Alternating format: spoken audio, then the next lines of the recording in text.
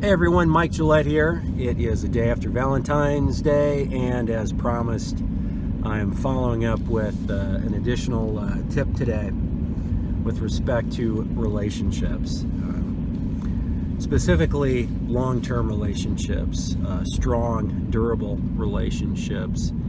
And one of the key pieces to success in any type of relationship is effective communication. No surprise there. I think we all get that. We've heard that. Intuitively, it just sounds true.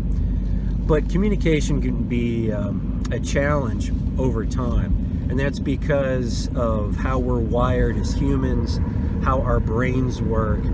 Our brains are pattern-seeking mechanisms. And in an effort to become more efficient, we look at things that have particular commonalities, and those things start getting grouped together. And the challenge is we start to unintentionally sound sort of mechanized or automatic in our responses, and that's when one person might complain about their significant other being so predictable or being in a rut, or it's like they're not even listening. Everything just sounds sort of robotic coming out of them. And we don't do these things intentionally. It's just we sort of fall into certain rhythms and we see things through a particular lens. And that can become a problem because of how our mind works.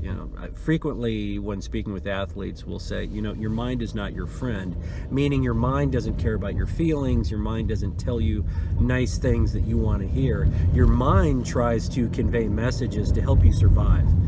That's a hardwired mechanism over thousands of years of adaptation to the world around us. So what that means is our minds are predisposed to seeing problems. And in the realm of long-term communications with long-term significant others, that's a problem, because sometimes an innocuous phrase can be interpreted as, what do they really mean by that? Is that actually a veiled insult, a concealed put down of some sort? And then your mind sort of starts to run with that premise and spin up all kinds of unpleasant reasons for why the most important person in your world is actually trying to cut you off at the knees or sabotage you in some way, which probably not the case. But again, overcoming that means overcoming sort of a inherent neurological predilection, which is just a fancy way of saying stuff we do.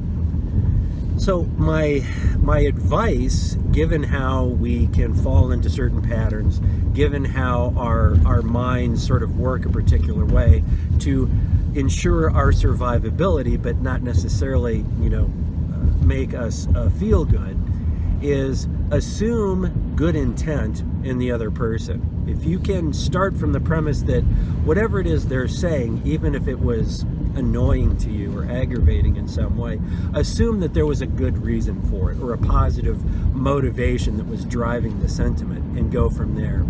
If we start assuming the opposite, if we start assuming that what they're trying to do is always thwart us at every turn, we're going to start to sort of compartmentalize and internalize that pattern.